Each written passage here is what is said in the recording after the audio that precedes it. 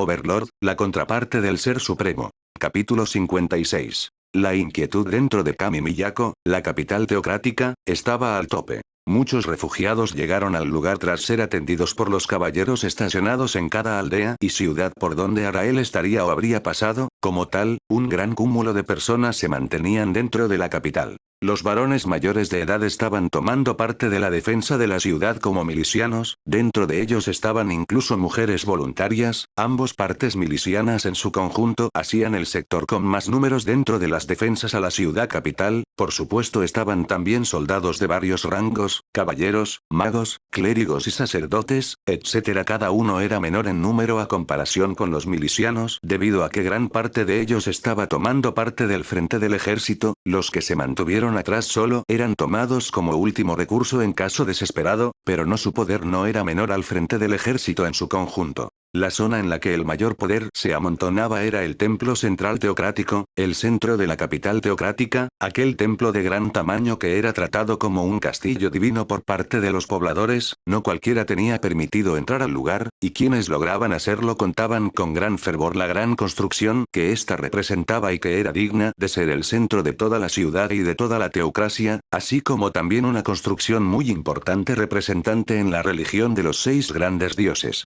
El templo principal estaba rodeada por 8 torres lo suficientemente altas como para pasar como hospedajes temporales a los múltiples guardias de las murallas en cada esquina de las murallas octagonales. Constaba de 4 pisos superiores y 5 inferiores, un gran patio de ejercicio y otro de descanso. El lugar era inmenso que la mayoría de gente de poder simple daba por hecho el gran tamaño que poseía y el dichoso tiempo que tomaba solo ver los alrededores de edificio principal. Dentro de pisos superiores, el piso número 2 era donde se encontraba el trono del pontífice máximo y donde normalmente se originaban las reuniones de gran importancia en la que solo un número seleccionadas de personas podían participar. Los pisos 3 y 4 eran cuartos de espera, recámaras, comedores, salas simples que un castillo normalmente poseería. El primer piso era una sala de vasto tamaño ornamentada con los 6 grandes dioses, por supuesto, constaba de múltiples entradas secretas que conectaban con todo el templo, y normalmente era tomada como una sala donde dar oraciones por las residentes comunes dentro del templo principal.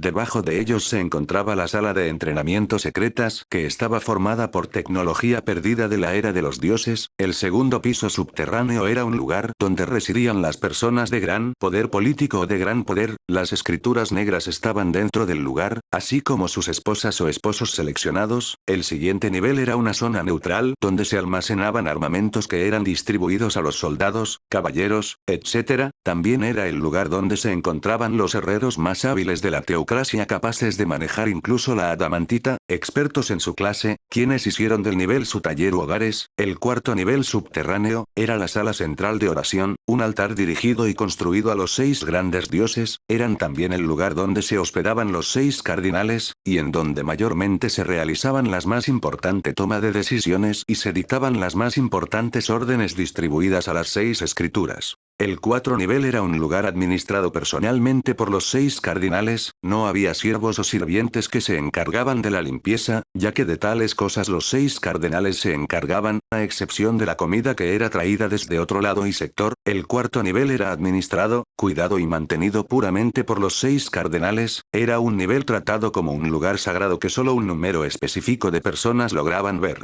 El último nivel subterráneo, en aquel 5.º nivel se encontraban los tesoros más preciados. Era un lugar importante tanto emocional como físico, ya que era el lugar donde se almacenaban los tesoros de la era de los dioses. El nivel mismo estaba formado como un hexágono, dando como centro la tesorería, con una sola entrada y salida. La puerta misma era resguardada por muerte segura, Lesemielfa, Sesi Setsumei. Incluso si ella no estuviera ahí, la puerta poseía algunos trucos como para que cualquiera que no tuviese la autorización del portero, en este caso Sesi Setsumei, no se le permitiría ingresar y sería tratado como un invasor, siendo atacado por las múltiples defensas mágicas instaladas en el lugar. Antiguamente el control de la puerta misma había sido designada al humano de gran poder y de gran lealtad, pero la decisión de los 6 cardinales, así también como del pontífice máximo de ese entonces acabó dándole a una semiel fatal trabajo, lo cual era raro por su posición como una actual enseñanza y creencias en la supremacía humana. Debido a tal posición dicha persona jamás conoció el exterior, no se le permitía salir de los pisos subterráneos a menos que se lo ordenen.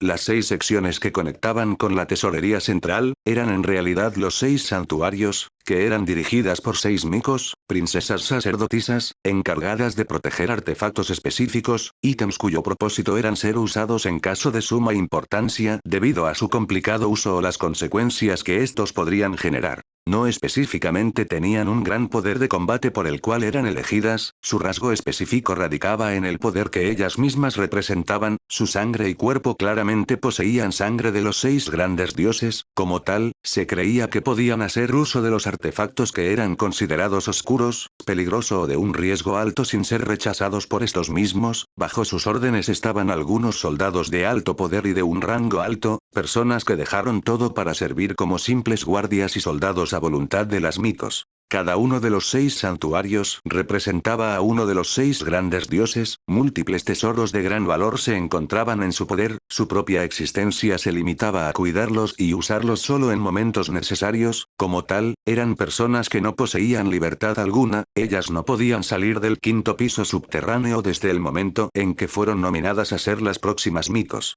En el pasado, una de las micos había sido atacada por una antigua integrante de las escrituras negras, noveno puesto, Clementine, ella asesinó a muchos de los guardias y sustrajo un gran tesoro, la corona de la sabiduría, un artefacto capaz de controlar un ejército no muerto, los efectos que traían consigo eran el robo completo de la personalidad del portador, como tal, la mico de ese entonces, era considerada una arma más que una líder, el guardia superior, quien era la persona al mando después de la mico, fue en ese entonces el que lideraba o recibía órdenes para que la propia mico las ejecutara en caso de ser necesario, pero tal caso nunca llegó a ocurrir.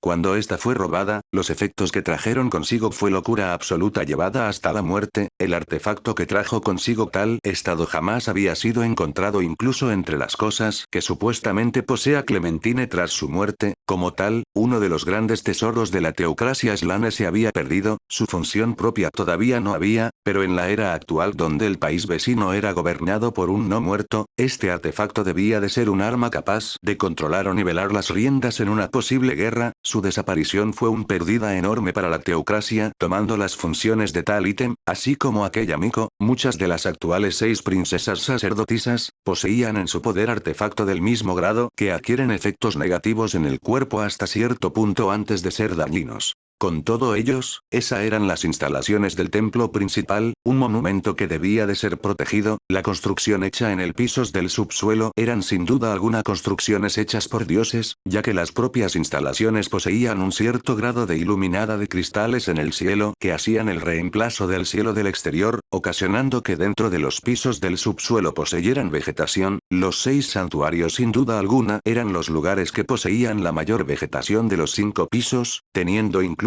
la capacidad del cambio de estaciones. Dentro del santuario del dios del viento, se encontraban un gran número de personas, alertas a cualquier atentado en particular, no solo eran ellos, dentro de los 5 pisos subterráneos debajo del gran templo, todos estaban alertas, el pontífice máximo y los 6 cardenales estaban en espera en el altar a los 6 grandes dioses, y aunque estaban en oración en todo momento, estaban dispuestos a retener a cualquier invasor que se presentara en aquel nivel, lo mismo pasaba en los niveles superiores, y los niveles más bajos, la puerta de la tesorería de los 6 grandes dioses estaba custodiada por Sesi Setsumei, mientras que en los 6 santuarios se encontraban las 6 micos actuales junto con los guardias de alto poder. Estos mismos eran obispos de grandes poderes, caballeros templarios poderosos e incluso asesinos de alto nivel. El mayor poder de batalla podría estar justamente en el 5º nivel, ya que incluso estaban los miembros restantes de la escritura negra, junto a los guardias élite de los 6 santuarios, así como también las micos con artefactos poderosos del cual podían hacer uso.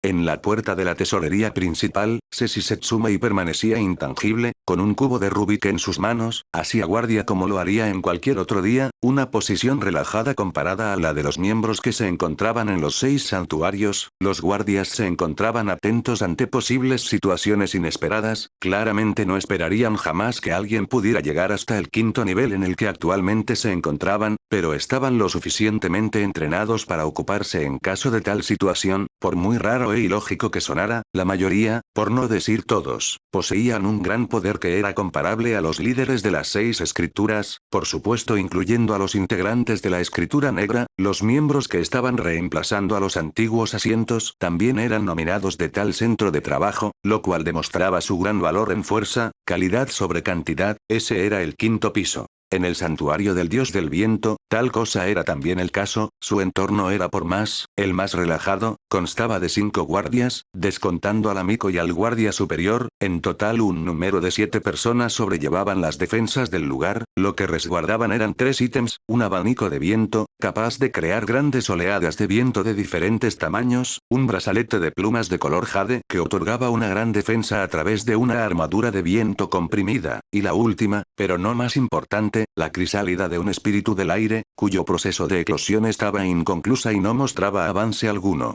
Según las escrituras dejadas, de la crisálida nacería un espíritu superior del aire, quien realizaría un contrato con la primera persona con la cual haga contacto, una posesión valiosa para la persona que lograría verla primero, la cual obtendría también un gran poder. El tiempo de espera por otra parte, era incierto, no había sido puesto en los registros dejados por los 6 grandes dioses o por los primeros seguidores, debido a ello, muchos trataron de acelerar su proceso de eclosión sin tener algo éxito, por tanto, se ordenó que se mantuviera en un solo lugar, seleccionando a una persona principal como su cuidador o cuidadora. Por generaciones, tal ocupación se le concedió al amigo del santuario del viento.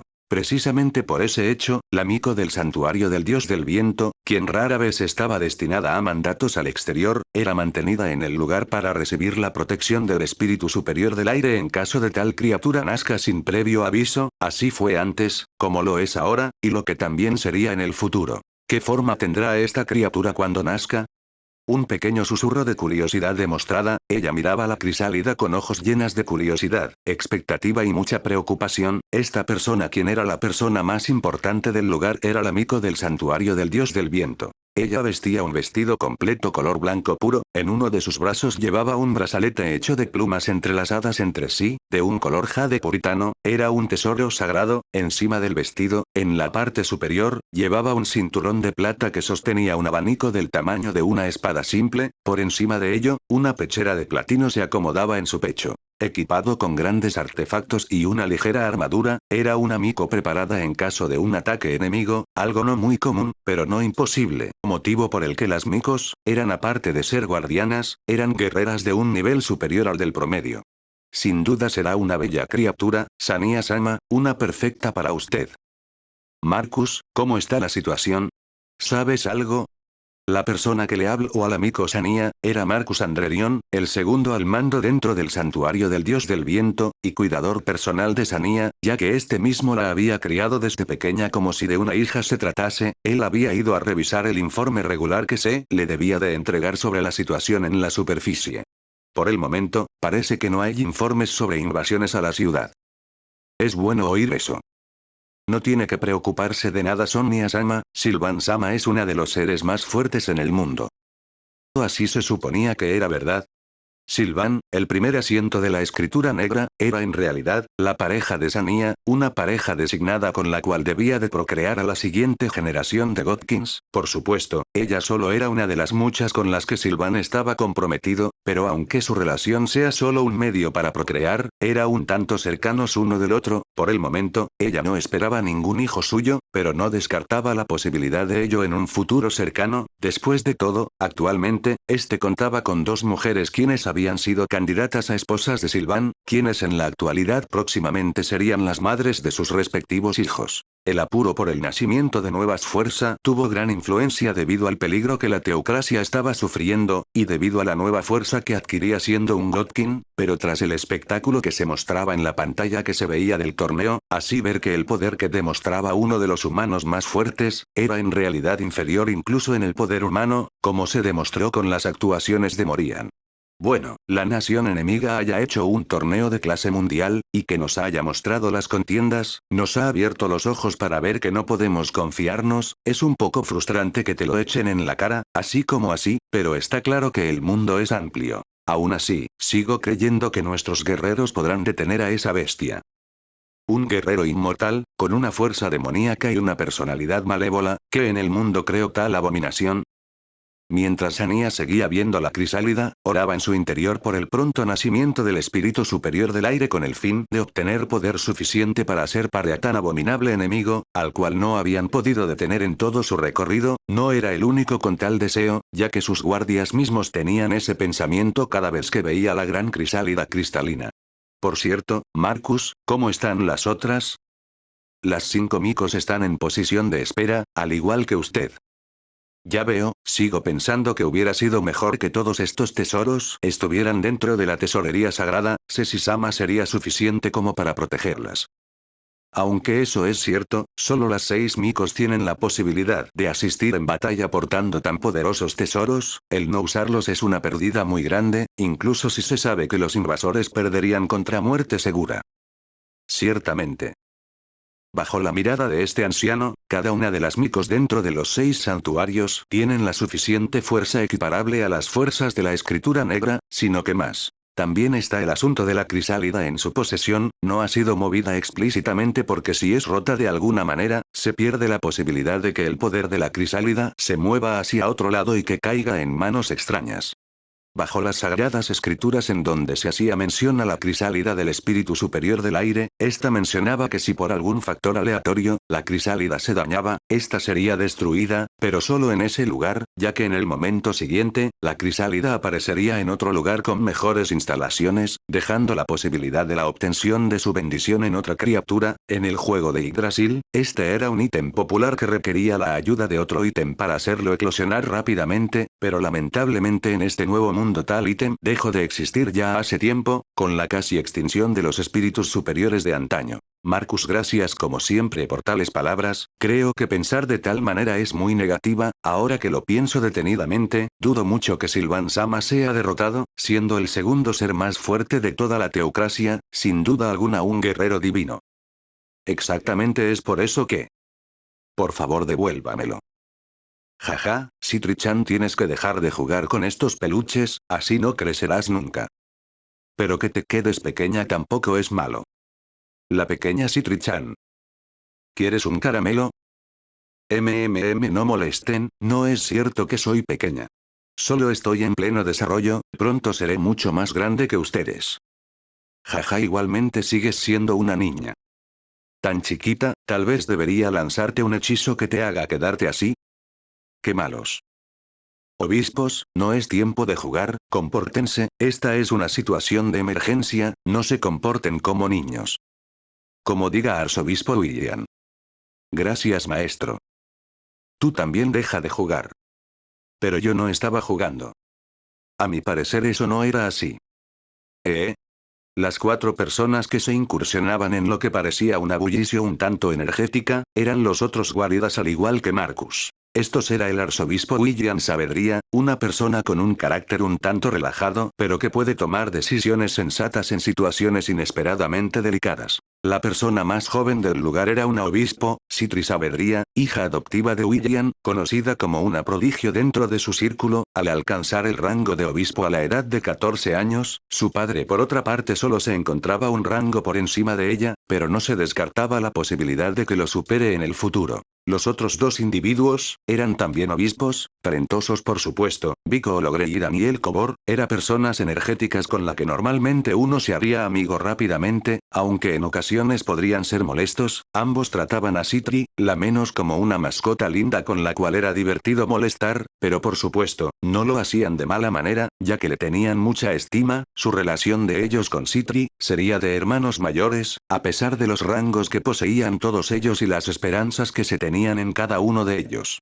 Bajo los ojos de terceros, esos 4 serían una familia, un padre, 2 hermanos mayores y una hermana menor. Por otro lado, el guardia superior, era un patriarca, un rango que estaba por debajo de los cardenales, un individuo de alto rango, quien ocupó la labor de guardián de una de las micos, una posición que nunca abandonó incluso si subía de rango. Oigan, no hagan tanto alboroto ahí, aunque no haya intrusos avisados, todavía podrían venir de alguna manera la cual desconocemos. Se refiere a esa vez en la que alguien entró al 5.º piso subterráneo sin pasar por los otros pisos. Exactamente, todavía no sabemos cómo pudo haber ingresado. El caso mencionado la anterior vez, fue en el momento en que el entonces Lican había ingresado dentro de templo principal en busca de algún esclavo tras haber hallado la existencia no humana que se encontraba dentro de ello, lo cual lo llevó a toparse con Seshi Setsumei. Con ello, se había descubierto algunas cosas muy extrañas con respecto al individuo que ahora era su compañero, como también se enteraron que había una manera, mágica o de algún otro modo, que era posible ingresar dentro de las paredes del lugar. Al no saber la razón, la mayor parte del tiempo después de esa invasión, se mantenía en alerta aquellos lugares que en un pasado no eran patrullados. Jejeje, Marcus, tú también haces mucho ruido. Sania-sama, eso es. Creo que es bueno no estar tan tenso, después de todo, tú mismo lo dijiste, Sylvan no perderá, ¿verdad?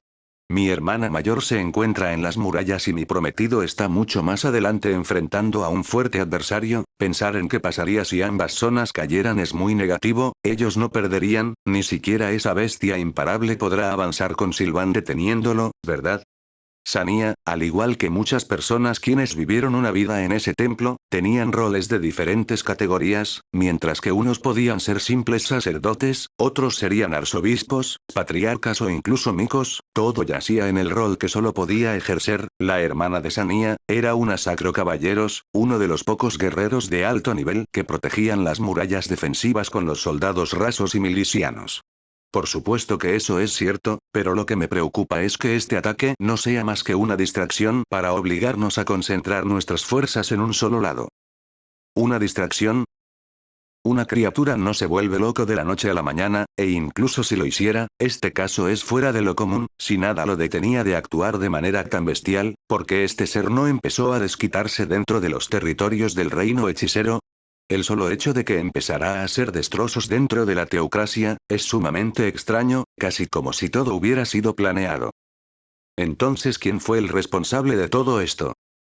No lo sé, pero no me sorprendería si fuera el reino hechicero. No hemos tenido una muy buena relación con ellos, y con la adquisición del bosque de Elix y de los elfos en sus filas, no cabe duda que planean una invasión en el futuro. Incluso puede que este torneo que están organizando sea como una declaración de lo fuerte que pueden llegar a ser. Quién sabe cuántos participantes de ese torneo trabajen o trabajarán para ese no muerto. Pensarlo tan a fondo no resolverá nada. Además, incluso si hacemos algún tipo de reclamo, el rey hechicero solo lo negará, alegando que el atacante no pertenecía a sus dominios, deshaciendo toda responsabilidad. Lo bueno es que con todo esto, parece que las personas enviadas a ese torneo, están logrando conseguir algunos aliados humanos. Eso es algo que celebrar. Hay mucho talento en el mundo, los humanos debemos de estar unidos después de todo. Por la gracia de los 6 grandes dioses. Por la gracia de los dioses.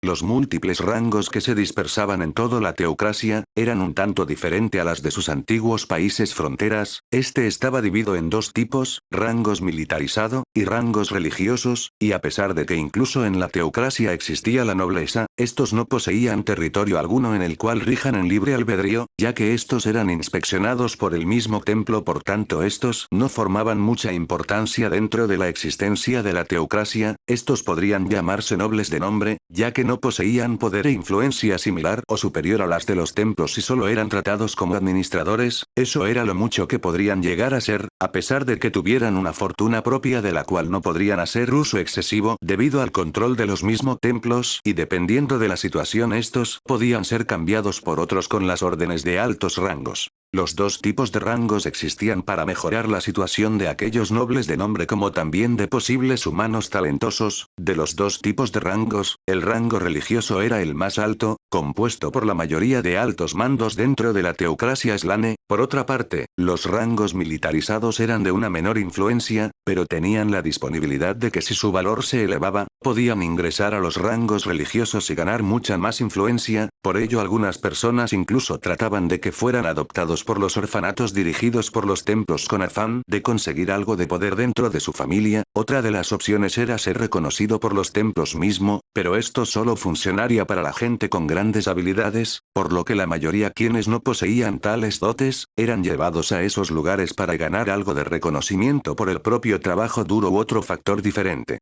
Los rangos religiosos disponían de una gran variedad, y estos solo estaban disponibles para las personas que vivieron toda su vida dentro de los templos o que hubieran sido seleccionados específicamente por su valor, y para evitar que la codicia reinara dentro de estos rangos, se especificó un rango exacto en donde el salario establecido sería recudido cuan mayor sea su rango. Pontífice máximo. Eran el más alto rango de todos, y el cual se decía que estaba mucho más cerca de las enseñanzas de los 6 grandes dioses, normalmente sería seleccionado entre los 6 cardenales unánimemente tras el deceso del pontífice máximo actual. Los 6 cardenales. Seleccionados para servir como el guía de un dios específico entre los 6 grandes dioses, su vida tornaba en rumbo a servir a los intereses de la teocracia y a la voluntad de los 6 grandes dioses. Ellos, al igual que el pontífice máximo, no poseían sueldo, salario o dinero monetizado, no porque no pudieran sino porque estaba prohibido tal avaricia en estos servidores. Su influencia abarcaba todo dentro de la teocracia a excepción de las órdenes dadas directamente por el pontífice máximo. Los patriarcas. Eran personajes que sirvieron a la teocracia y al templo por un largo tiempo, llegando a vivir una vida honorable a los ojos de los demás. Si bien no son conocidos como héroes, son una fuerza importante a contar y a tomar decisiones difíciles. El saldo que estos poseían era solo lo esencial para subsistir los gastos diarios, y lo que más era importante para este rango era la fe en la religión de los 6 grandes dioses, siguiendo su voluntad al pie de la letra.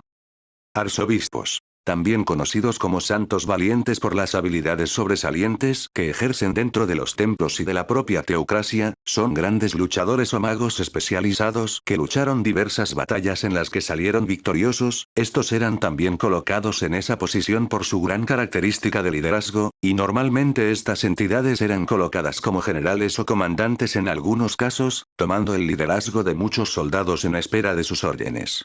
Los obispos. Son individuos reconocidos con una especialidad variada, algunos más capaces que otros, ostentaban una gran esperanza ya que estos eran los individuos reconocidos por el templo principal con la esperanza que se vuelvan la fuerza de la teocracia en el futuro. También era un rango que la mayoría soñaría de obtener, porque a partir de este rango, incluso si subieras de popularidad u obtuvieran una gran influencia, tu sistema monetario estaría deficiente. Rangos más altos que ellos se centraban en el honor, la gloria y la fe en los 6 grandes, cosa que una persona con ansias de ganarse un sustento no podría aprovechar mucho. Los clérigos y monjes. Eran rangos destinados a los guerreros sobre todas las cosas, tanto en lucha a cuerpo, como en el de magia. Algunos incluso portaban sabiduría que los ayudaría a cumplir con sus objetivos. Curas. Dentro de los rangos, cura era aquel que eran más especializados en la educación, orientación, medicina, magia sanadora o magia divina. No portaban mucha influencia porque solo tenían el deber de velar por las vidas de las personas que estarían a su cuidado, tanto física, mental y espiritual.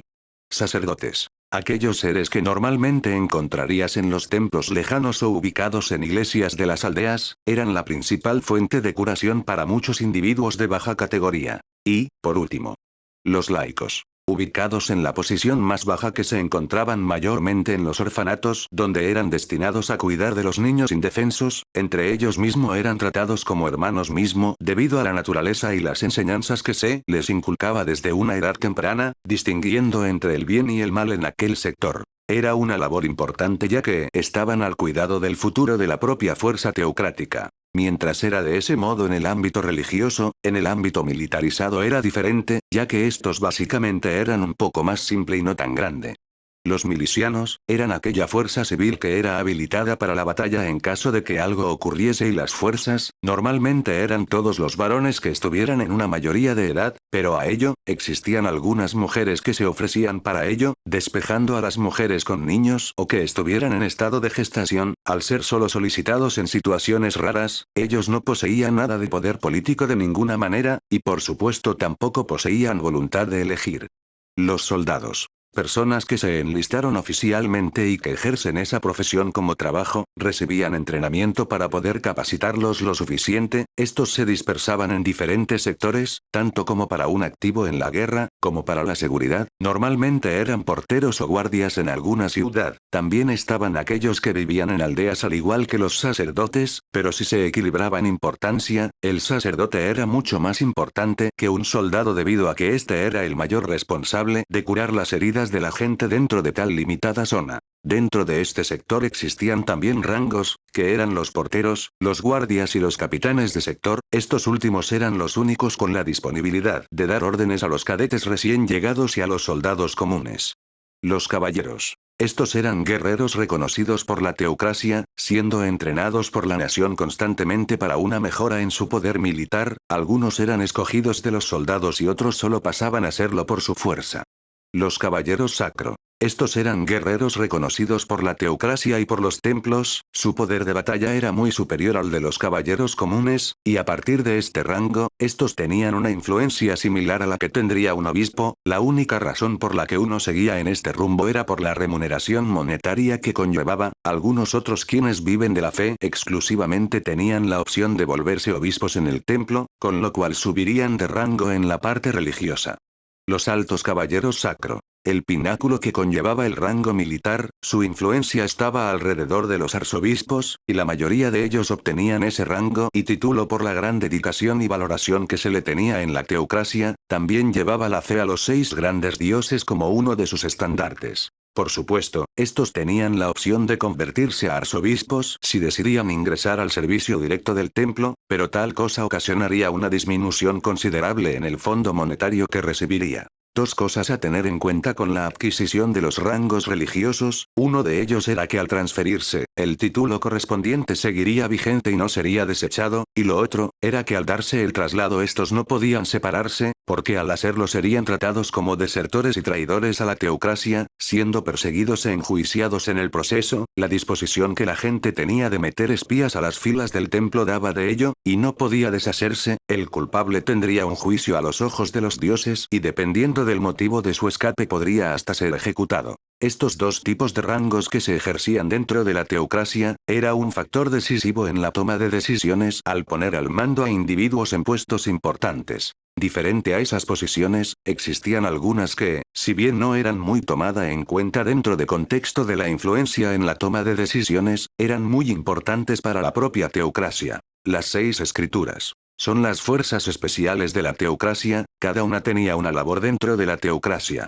La escritura de luz solar. Eran una fuerza que se ocupaba principalmente del exterminio de las aldeas semi-humanas, estaba compuesta por magos que cumplían con ciertos requisitos, poseer la capacidad de lanzar hechizos de nivel 3, tener el conocimiento y ser capaz de usar la magia de encantamiento conocida hasta ese momento, poseer una capacidad física superior y lo más importante poseer una fe inquebrantable. Lastimosamente esta orden había sido destruida completamente por Ainz y quedó oficialmente disuelta tras ello. La escritura de la amapola. Eran una unidad que se encargaba de la inteligencia y el espionaje, en la actualidad se encontraban sirviendo como fuerza a contar en esta invasión, pero su labor y orden vigente era encontrar a la traidora Clementine y obtener de vuelta la corona de la sabiduría que había sido robada. La escritura de agua clara. Su principal función era la infiltración encubierta. Ellos habían sido colocados dentro de Erramtel tras la llegada de Ainz. Se armaron varios planes en tal momento para contraatacar si es que Ainz comenzaba a masacrar gente, pero al ver que era un gobierno más pacífico, no pudieron tomar alguna medida. Como tal siguieron en el lugar ante posibles cambios. Tras la derrota del reino Reescise, ellos siguieron infiltrados para lograr obtener posible información que sea de suma importancia para la teocracia, aunque en la actualidad muchos de ellos estaban tomando parte de las defensas de la ciudad capital, mientras que otros pocos estaban infiltrados en la nueva ciudad de Katse. La escritura del Holocausto. Encargados de la defensa nacional, asesinatos, guerra de guerrillas y el contraterrorismo. En el pasado ellos habían sido movilizados para combatir a los elfos en la guerra, en la cual ellos estaban sufriendo muchas bajas debido a las tácticas de guerrillas que estos realizaban, pero aunque lograron estabilizar las batallas, tuvieron muchas pérdidas cuando Sus apareció. Su reputación se encontraba un tanto en declive, pero en la ocasión actual, era una fuerza importante en la defensa que protegía la capital teocrática. La escritura del viento creciente. Una orden compuesta por maestros en diferentes ramas, algunos retirados ya de su labor original. Su función principal era la selección, la crianza de talentos dentro y fuera de la teocracia, con el fin de servir al templo. Se podría decir que, a partir de esta orden, los puestos y los hombres más fuertes pasaron por ellos al menos una vez. Como eran maestros en diferentes ramas, participaban activamente en la defensa tanto de la ciudad y murallas, como en el frente del ejército.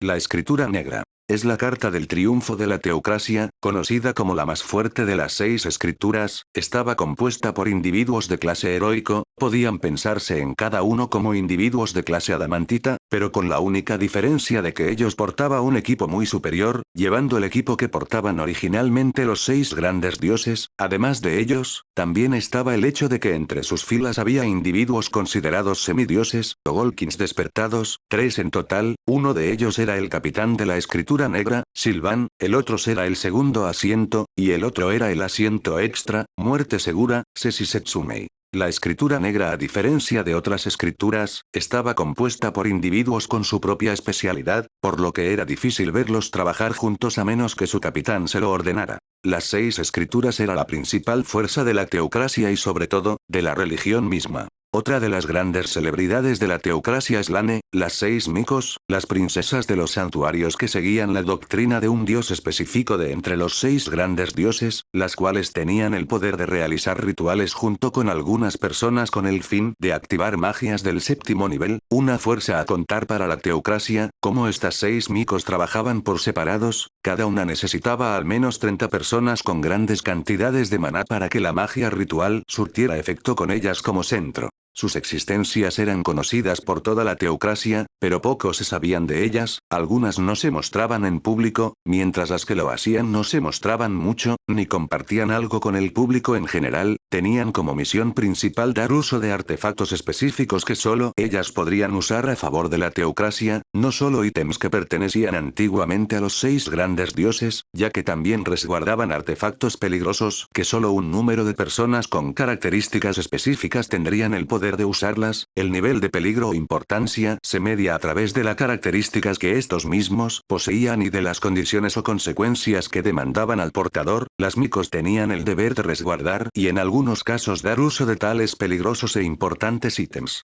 La mico del santuario de la tierra. Era la principal persona en cargar con uno de los grandes tesoros, la corona de la sabiduría. Debido a la peligrosidad de esta misma, se mantenía en reclusión dentro de la teocracia, y cada vez que su portador era cambiado, la propia escritura negra era la encargada de eliminar a la antigua mico, para luego resguardar a la nueva con el fin de que cumpla con su deber. Aunque la propia corona no se encontraba ya con ellos, las mico de la tierra todavía existía, solo que en vez de cumplir el antiguo rol de ser la usuaria de la corona de la sabiduría, en la actualidad estaba destinada a resguardar ítems peligrosos que solo su actual portador podía usar. Se encontraba la katana Raijin, una reliquia de la era de los dioses demonio, encontrada en el estómago de una violenta criatura demoníaca de rayo, poseía una vaina con grafitos de un demonio que se alzaba entre las nubes, dando la imagen de un demonio del rayo. Los portadores de esta arma morían de un choque eléctrico ocasionada por la misma katana. Tras una investigación, se dedujo que esta arma no solo tenía propiedades extrañas con mana electrificado, la única manera de que esto sea utilizable era que el portador estuviera en constante contacto con la tierra, por lo que este mismo no podría volar, montar un carruaje, saltar o caminar sobre materiales ajenos a la tierra. Debido a eso, calzados que impedían el paso de la corriente eléctrica tampoco estaba permitido.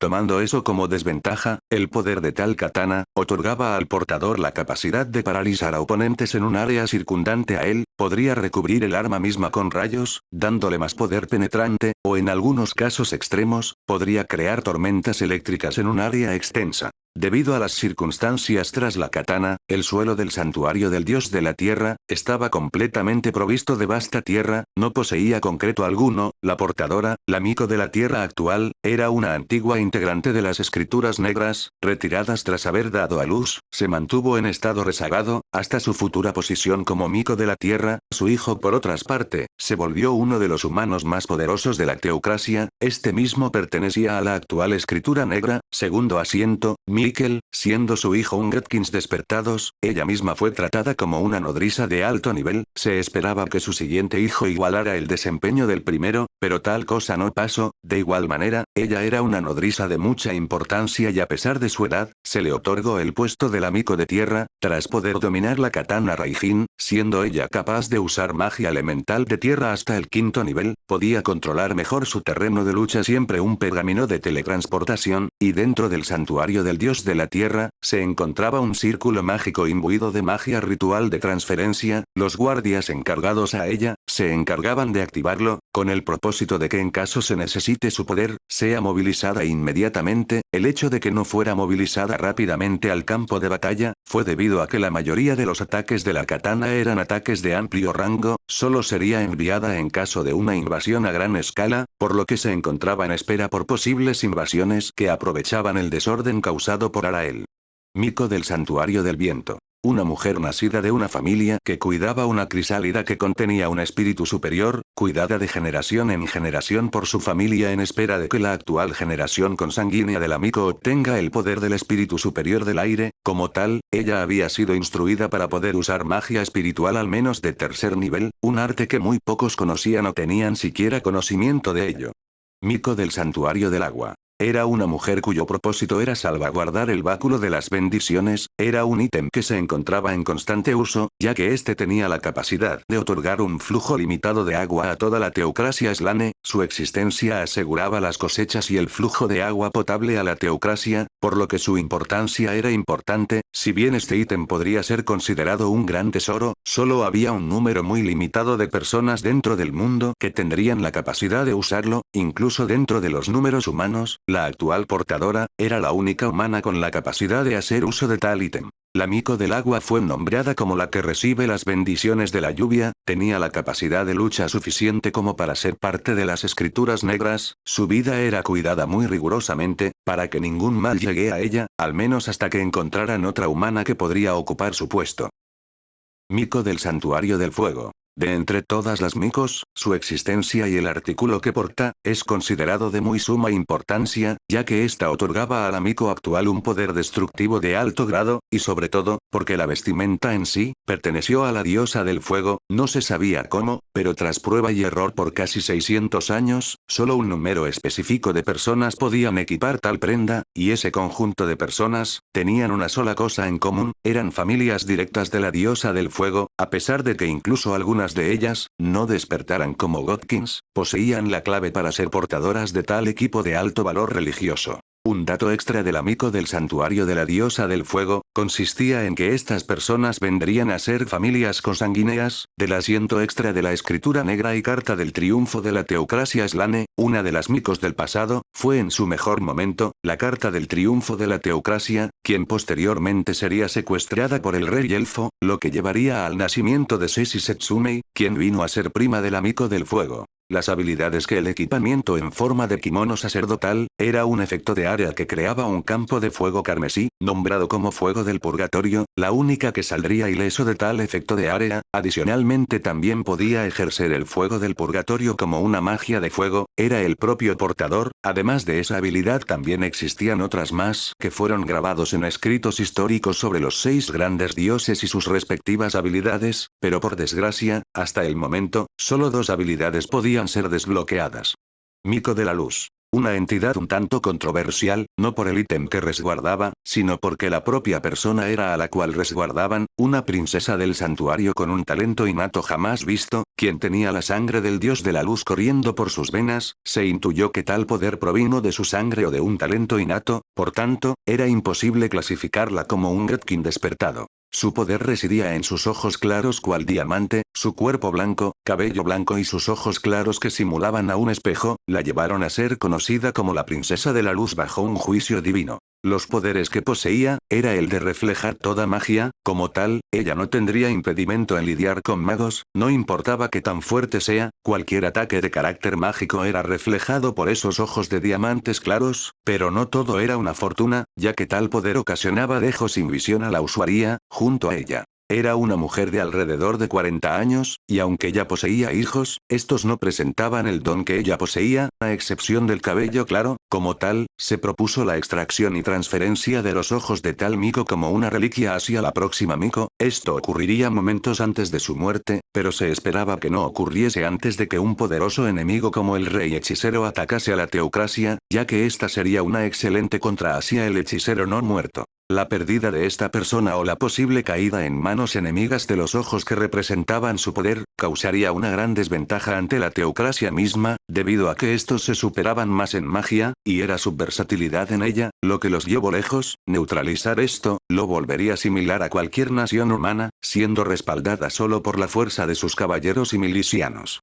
Miko de la Oscuridad. Encargada de resguardar el báculo de la luna muerta, un artefacto de grado legendario que le daba al portador de ocupar un espacio alrededor suyo como un área de muerte instantánea, un efecto que era irrevocable. Al momento de sostenerlo, este no dejaría tu cuerpo y serías reconocido como el único portador hasta tu futuro deceso. Por loco que sonará, tal báculo solo podía ser usado por personas de un carácter emocional distintivo. Ella o él, debía de ser una persona que pudiera mostrar sus emociones mucho más que otros: la alegría, la ira, el dolor, la tristeza, el odio, la satisfacción, la paz interna, etc. Cuando esta persona es reconocida como el portador siguiente, tales emociones serían reprimidas, y su actuar no sería muy diferente al de un no muerto. No sentiría hambre ni sueño, aunque su cuerpo sí lo necesitase. Ante su ser, tales cosas serían mentalmente innecesarias, y las emociones se tornarían frías ante todos. Podría tratarse de una maldición, el no poder expresarte como quieras, el no sentir el dolor que otros sentirían, el placer o alegría que otros sienten, no sentir nada a pesar de que sigue siendo importante para él o ella. Esa era la Miko del santuario del dios de la oscuridad y la muerte.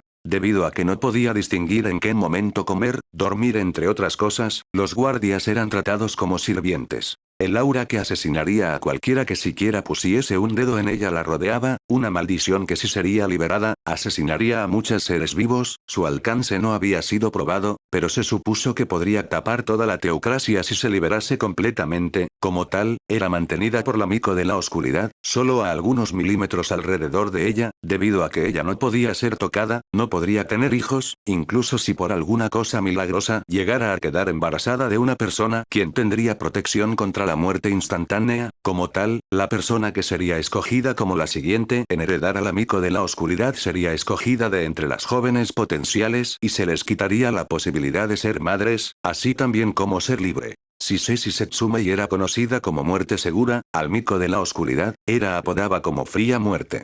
Las 6 Mikos, cada una resguardaba un ítem poderoso. Ellos juntos con sus respectivos guardias, tenían la misión de mantener tales tesoros dentro de la teocracia, y no dejar que caigan en manos hostiles. Su importancia era tal que era tratadas a ellas y a sus portadoras como objetos de gran valor y de un delicado cuidado. La pérdida de estos ítems, podría ocasionar en la pérdida total de la teocracia, ya que solo con uno de estos, tendrían el suficiente poder como para repeler a la teocracia. Este valor fue dado así a la armadura de Caos, quien estaba en posesión de Arael. Por tanto, aparte de impedir y derrotarlo, se les encomendó al primer y segundo asiento. Si existía la posibilidad, deberían de extraer tal armadura.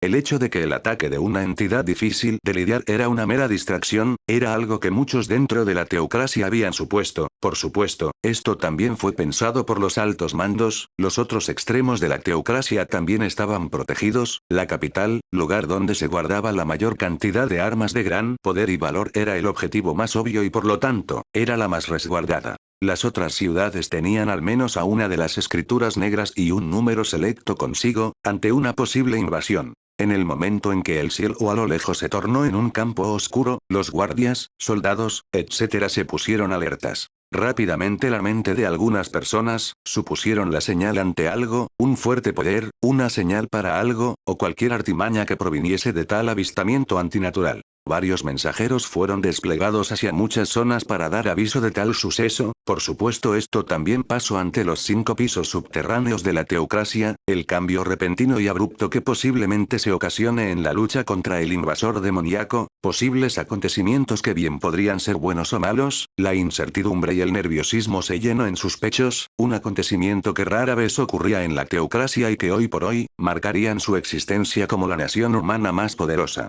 Sania-sama. ¿Qué sucede, Marcus? Recibí un informe procedente de la superficie.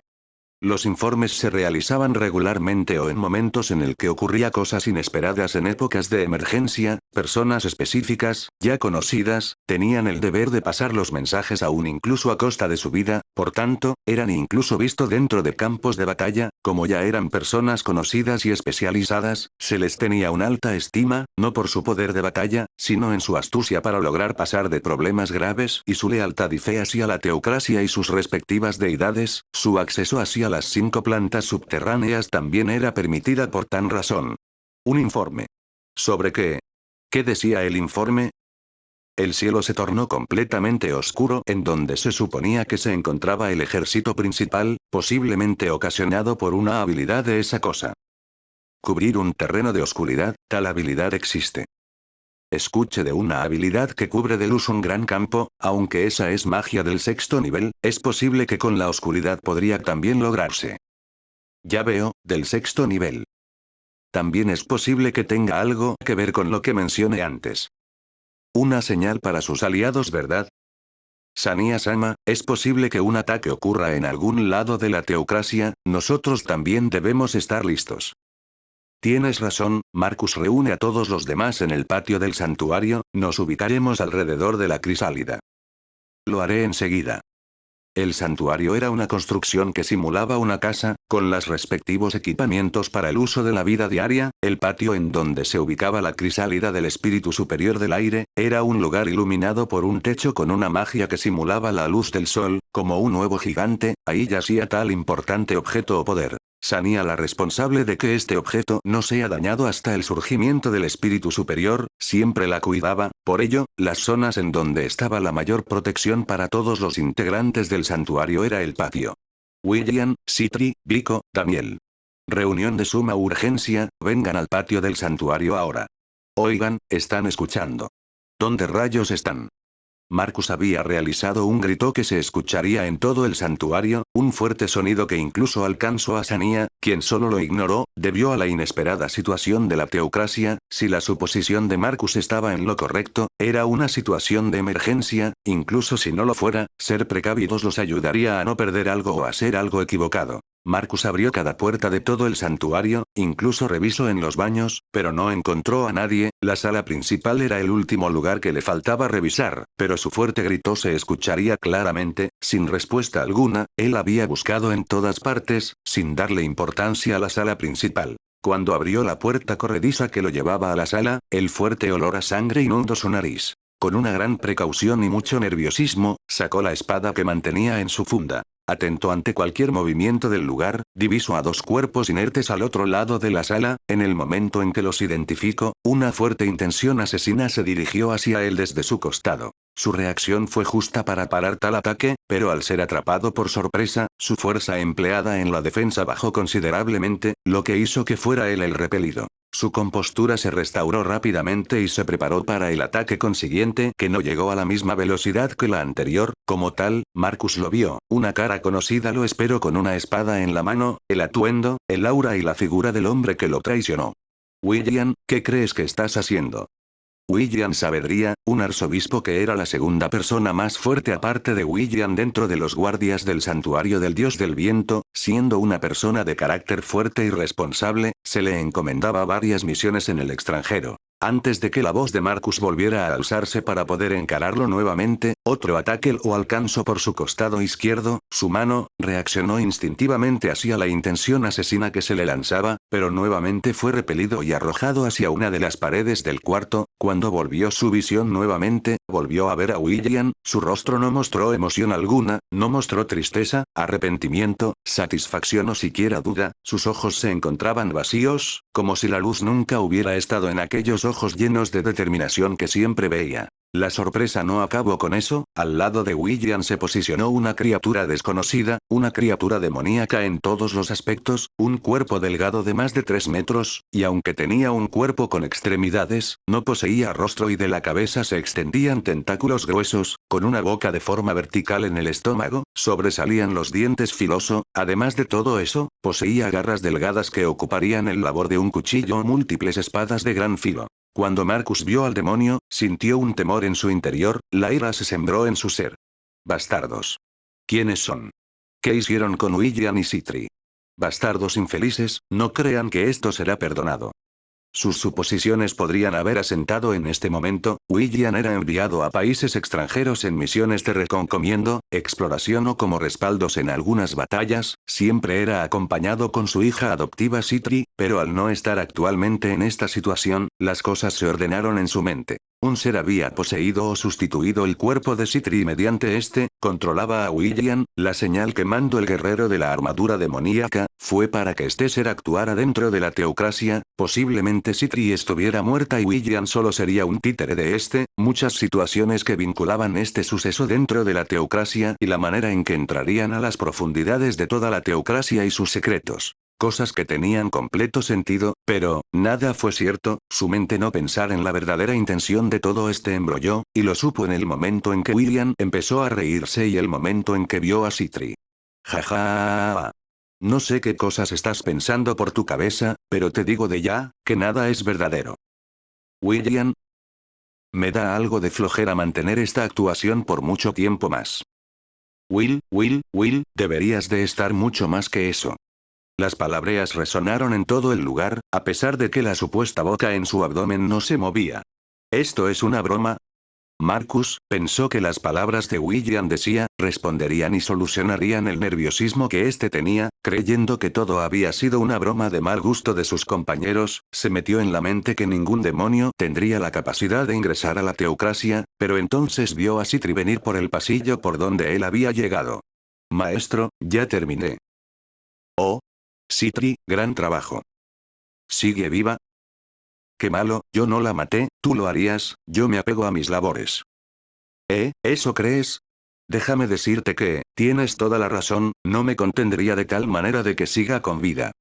En los pequeños hombros de Citri, una mujer se encontraba inconsciente, su cuerpo se encontraba dañado en todas partes, se veía como algunas de sus extremidades habían sido destrozadas y como ésta sangraba por varios lugares, manchando todo su uniforme de sangre, al igual que el uniforme de Citri. La situación se volvió mucho más confusa, pensó que el demonio los controlaba a los dos, pero la conversación que entre ellos tenían no eran de alguien que estuviera controlado. Su mente se llenó de confusión, y cuando había visto al amigo Sania, su mente se volvió descontrolada. No sabía qué estaba pasando en estos instantes, qué pasaba ante sus ojos. Aquellos compañeros con los que pasó varios años, en los que confiaba y los trataba como familia, y ver a la persona que más tenía que proteger tan dañada. Su mente no sabía qué pasaba, pero su cuerpo sabía que tenía que moverse. No podían llevarse a Sania, no debían y no podía permitirles hacer eso, no importaba lo demás. Rechazó varios puestos o reconocimientos en toda su vida, solo para poder tener el camino libre para protegerla, porque esa fue la promesa que le prometió a la madre de Sania, a la mujer que amo más en esta vida, pero que no la correspondía debido a la posición encomendada por el templo y la misión que se le encomendó por los 6 grandes dioses. Sabiendo todo eso, Marcus Andredion jamás la abandonó, incluso si no pudieran ser amantes, sería el hombro que la acompañaría en las misiones difíciles y protegería esa sonrisa que llenaba de calidez todo su ser, pero su muerte llegó tras dar a luz a aquella pequeña bebé. La última sonrisa que le mostró lo llenó de una gran tristeza. Aunque la niña no era su hija, él la cuidó como la haría un padre, la guió en su entrenamiento, y sobre la tumba de aquella mujer y ante la presencia de una pequeña Sania, prometió a los 6 grandes dioses que, no importará lo que pasase en el futuro, él la protegería de todo mal, y de todo aquel que la quiera dañar.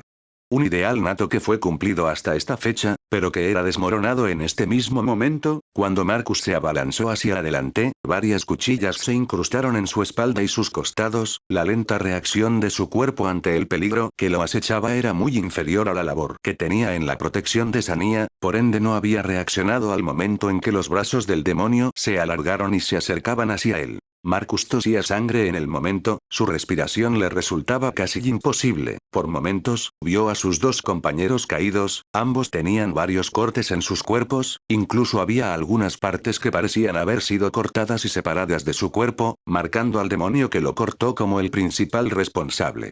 ¿Cómo sucedió esto? Fue la pregunta que Marcus se hacía mientras la sangre se drenaba de su cuerpo y su respiración se volvía violenta. Fue antes de que el informe del mensajero llegara a Marcus y Sania. En la sala de espera donde normalmente se reunían, y se preparaban a esperar a algún invitado, esto ya que, era uno de los cuartos más cercanos a la entrada. En el lugar, William, Citri, Vico y Daniel se mantenían ocupados de alguna y otra manera. William se centraba en revisar y afilar su equipamiento, Citri se encontraba jugando con el peluche que siempre sostenía en mano, y Daniel y Vico se encontraban compitiendo y jugando con algunos cubos de Rubik. ¿Qué sucede, maestro? Parece que Marcus volvió de la entrada, posiblemente sea un informe. ¿Eh? ¿Pero todavía no falta para la hora acordada de los informes habituales? Posiblemente sea algo que salió mal, o puede que haya ocurrido algo inesperado, en todo caso, estén atentos si nos llaman, están escuchando. ¿Eh? Ah, sí, lo hacemos. Estar atentos, ¿verdad? No problema. Ah, bueno, creo que seguiré preparándome un maestro. Supongo que será eso. Entiendo, chicos, ¿quieren ver lo genial que es mi amiguito? ¿Eh? ¿Hablas del peluche? Oh. Citri-chan nos mostrará lo genial que es su peluche, pues adelante, impresióname. Citri, a pesar de su edad, tenía una gran carga en sus hombros, como también un puesto correspondiente a ello, su maestro y padre adoptivo, fue William, gracias a él, ella poseía todo lo que tuvo hasta el momento, y ella misma no tenía una visión futura en la que William desaparecería de su lado, por ello, siempre aceptaba las misiones para acompañar a William en sus trabajos en el exterior, no importaba de qué tratase o cuán brutal sea.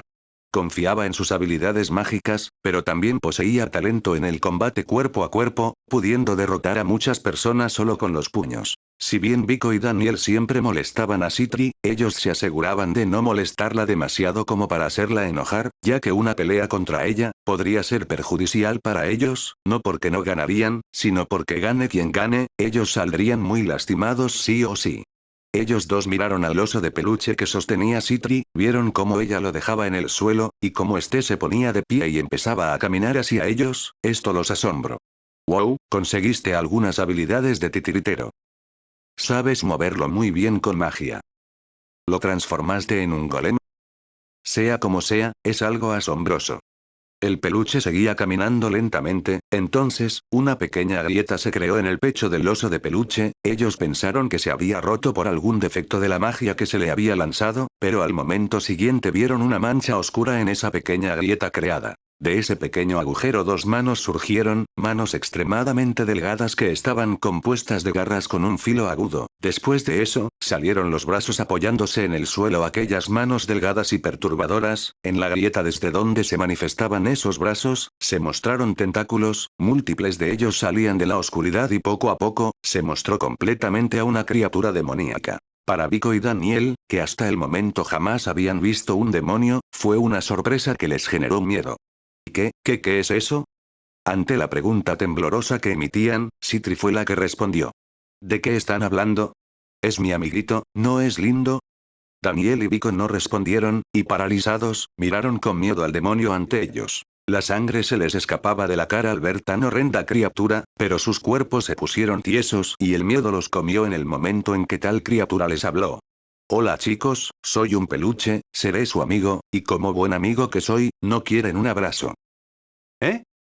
Cuando terminó de hablar, el demonio ya se había abalanzado hacia ellos, con sus brazos largos, abrazó a los dos obispos, sus garras tocaron ligeramente su cuerpo, cruzándolos entre las dos personas, mientras que estos se mantenían paralizados ante la temible criatura, pero antes de que pudieran decir o hacer algo, los brazos del demonio fueron extendidos cortando ligeramente sus cuerpos, solo para que estos volvieran con mucha más velocidad y fuerza, cortándolos en el proceso, no hubo alguna reacción, fue rápido y conciso.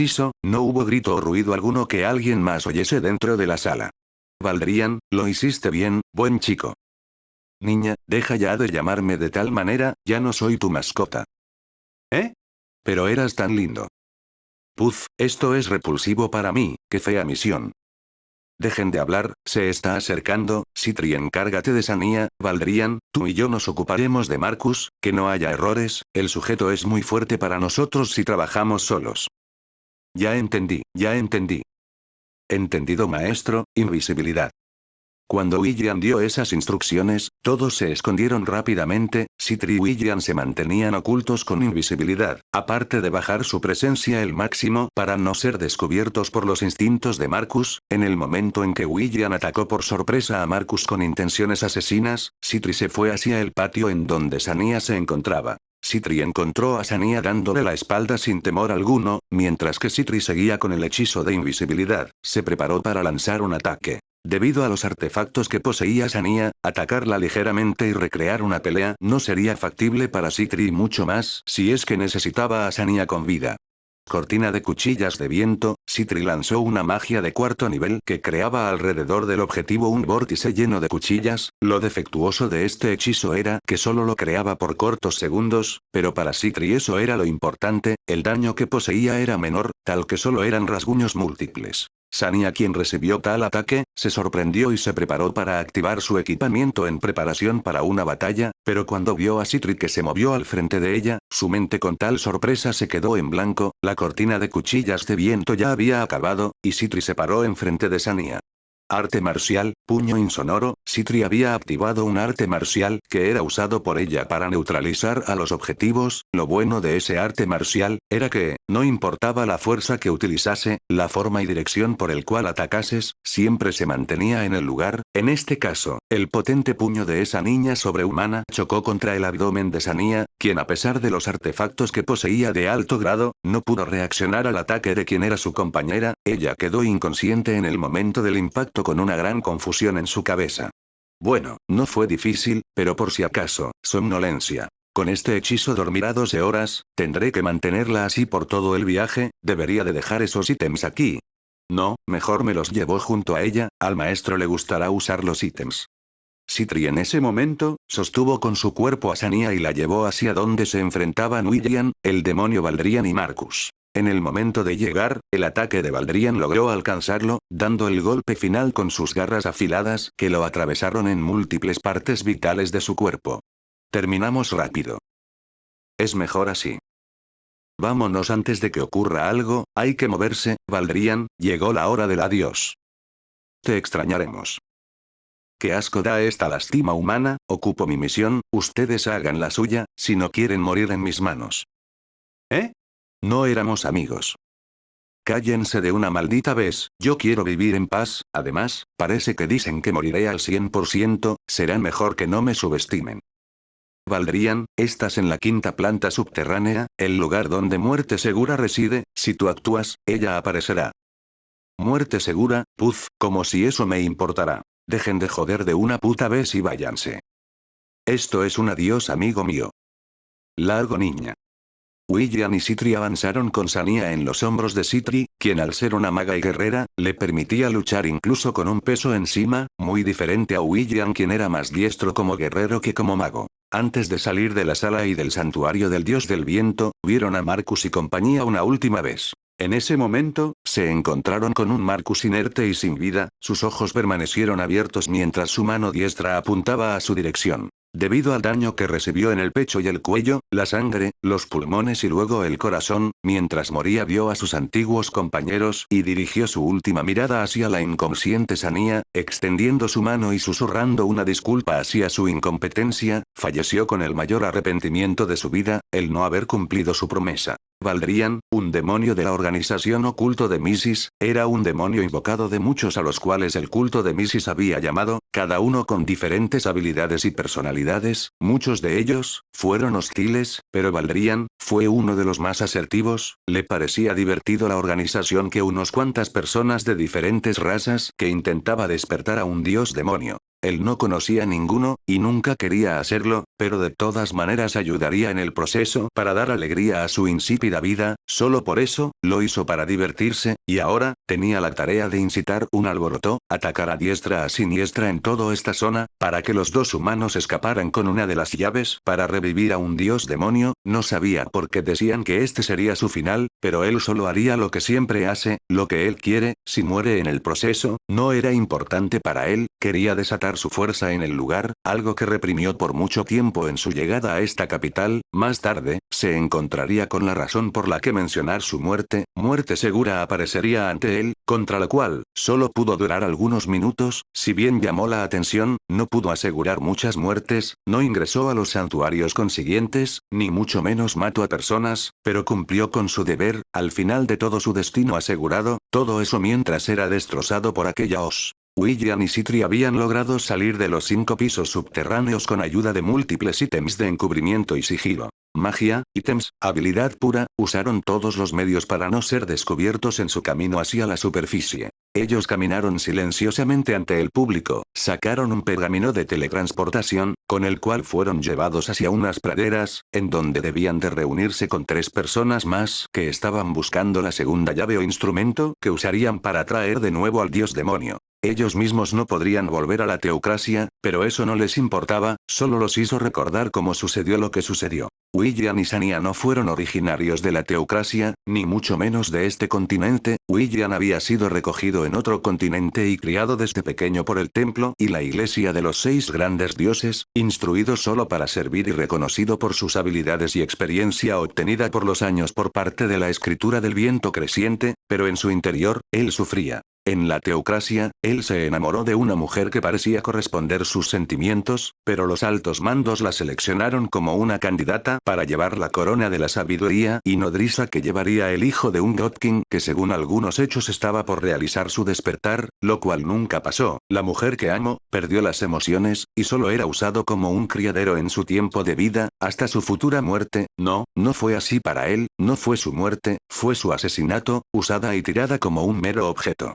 Las misiones que lo llevaron a realizar, tampoco fueron gratificantes, fueron asesinar aldeas semi-humanas, aunque fue educado para odiar toda raza no humana, él no la entendía, porque si tenía dioses semi-humanos e incluso no vivos, tenía que matar a los otros semi-humanos. Él no entendía tal cosa, pero sabía muy bien que la vida de aquellos inocentes cubrían sus manos, tanto de guerreros, madres, niños, ancianos. Caras que eran similares a él, pero que poseían cuernos, u orejas de animales, todo eso, no le daba más que un dolor interno. Criado para servir, vivió en la miseria. Un día, él encontró a un agente en una de sus expediciones, un culto demoníaco que traería desesperación a su gente y a todo el mundo. Luchó contra ellos, pero entonces fue derrotado y capturado por el superioridad numérica. Ellos empezaron a hablarle, sus palabras fueron verdades. Ellos despertarían a los demonios que aterrorizaron al mundo hace más de 2 siglos, pero pensándolo de una mejor manera, los humanos casi ni eran atacados por ellos. En vez de eso, fue en aquellas épocas en donde múltiples alianzas se formaron, esa verdad no pudo negarlo, y sobre todo, fueron ellos, él y sus compañeros de equipo quienes causaban terror a los seres de esta tierra, matando y matando a gente inocente, y a pecadores, sin discriminación. La descripción que siempre era dada para los demonios malignos, eran mostradas ante él mismo. Si ellos volvían, alianzas nuevas podrían formarse. Después de eso, se encontró confuso al ser liberado y colocado cerca de una de las expediciones que se realizaba por otro grupo, siendo el único sobreviviente de su grupo.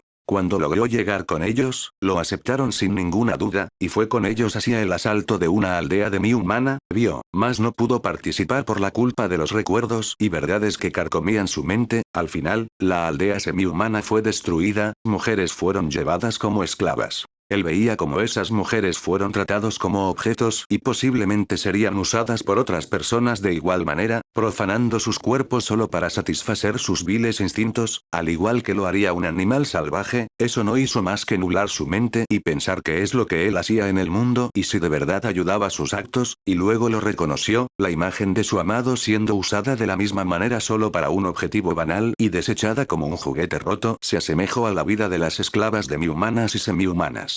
Este mundo no puede ser salvado de esta manera. Mis actos y los actos de mis compañeros teocráticos son más crueles que el de esos supuestos demonios. ¿Por qué ayudó a esto? ¿Por qué lo hago y por qué lo seguiría haciendo?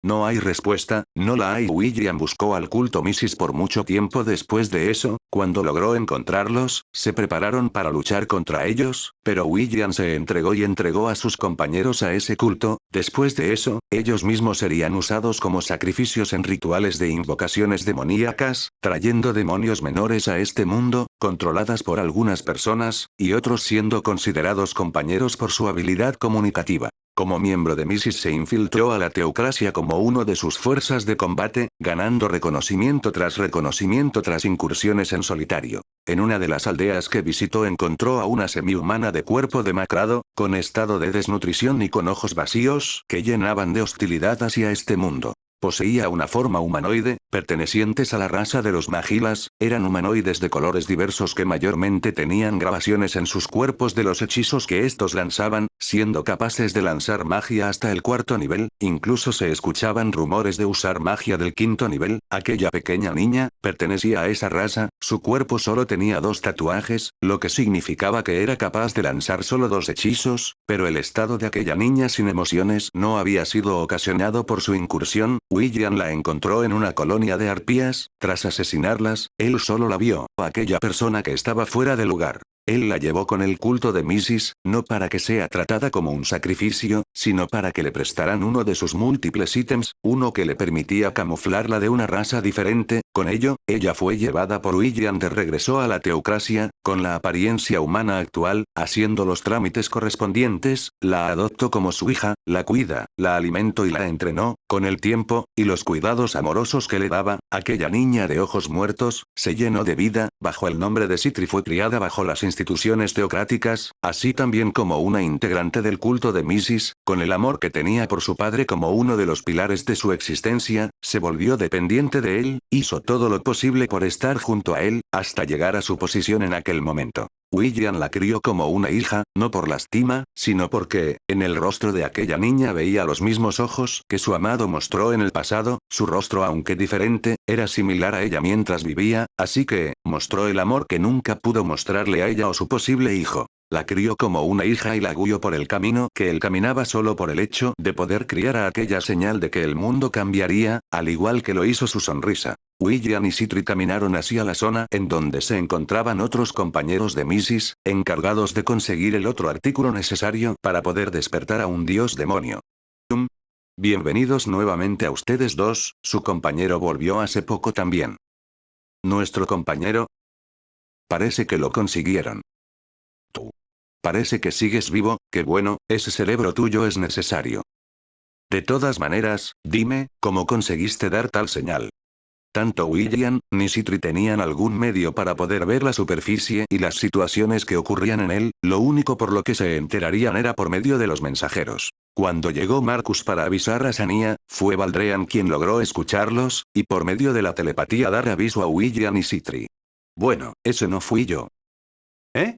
Entonces. Parece que fue ese loco, no sabía que podía hacer eso.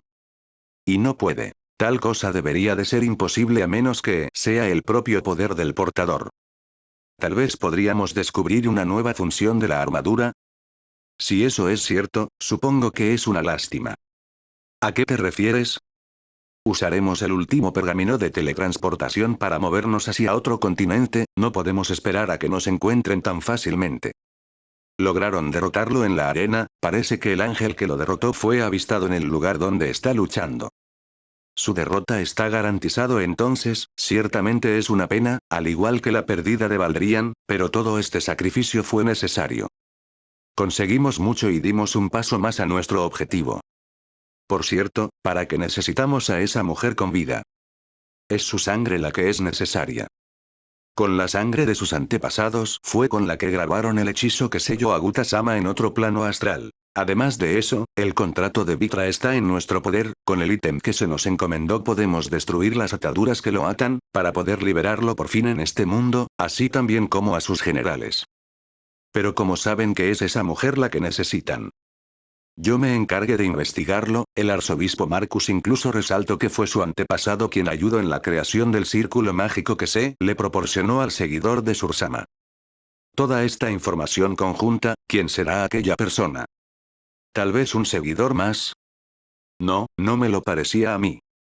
En todo caso, hay que agradecer a Momonga por esta información. Fin del capítulo 56. Gracias por ver el video. Si te gustó dale like y suscríbete a mi canal.